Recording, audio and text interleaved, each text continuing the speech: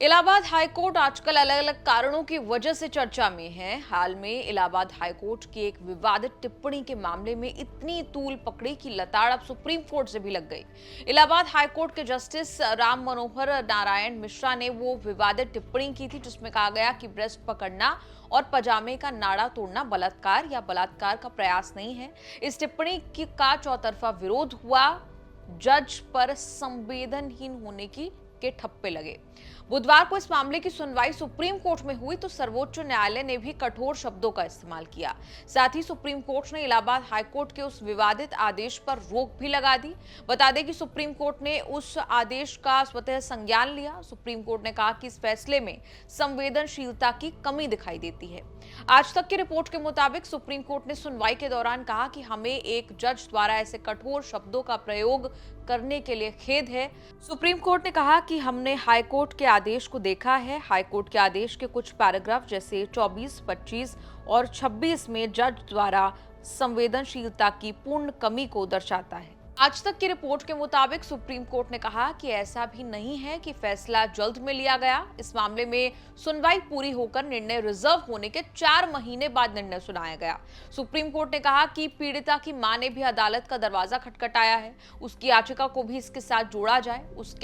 उससे दोनों पर साथ सुनवाई आगे बढ़ेगी। साथ ही सुप्रीम कोर्ट ने सॉलिसिटर जनरल और अटॉर्नी जनरल को सुनवाई के दौरान कोर्ट की सहायता करने को कहा। कोर्ट ने कहा कि हम केंद्र उत्तर प्रदेश को नोटिस जारी करते हैं। कोर्ट ने कहा कि हम 2 हफ्ते बाद मंगलवार को इस पर सुनवाई करेंगे। ये पूरा मामला क्या है वो भी समझ लीजिए। इलाहाबाद हाईकोर्ट की तरफ से जजमेंट 17 मार्च को एक कोर्ट केस की सुनवाई के दौरान दिया गया था। हाईकोर्ट ने 2 आरोपियों पर निचली अदालत की ओर से लगाए गए आरोपों में बदलाव के आदेश दिए। आरोपियों के नाम पवन और आकाश हैं।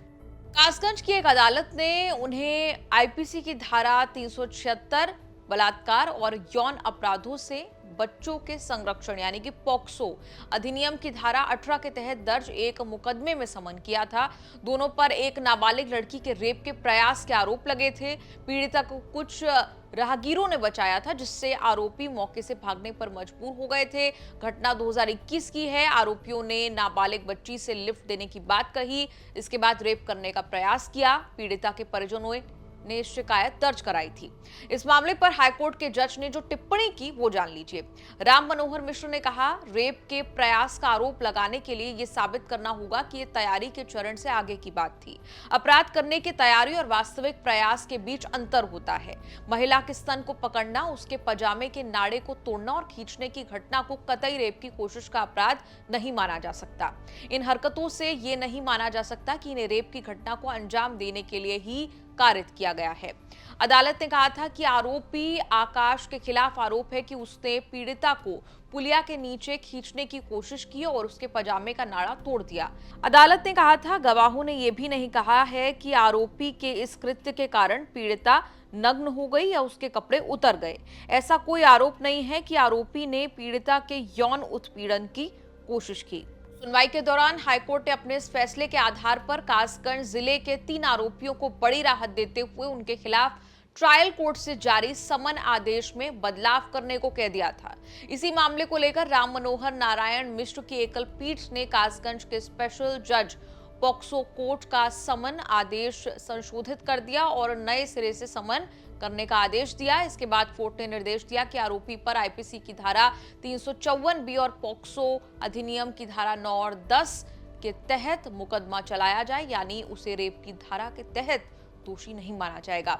अब इस पूरे मामले का स्वतः संज्ञान सुप्रीम कोर्ट ने लिया और कहा कि जज के ऑर्डर का कुछ हिस्सा वाकई संवेदनहीन है। आपका इस पूरी रिपोर्ट पर क्या कुछ कहना है? आप कमेंट्स में लिखकर अपनी राय जरूर दें और देखते रहिए न्यूज़ तक।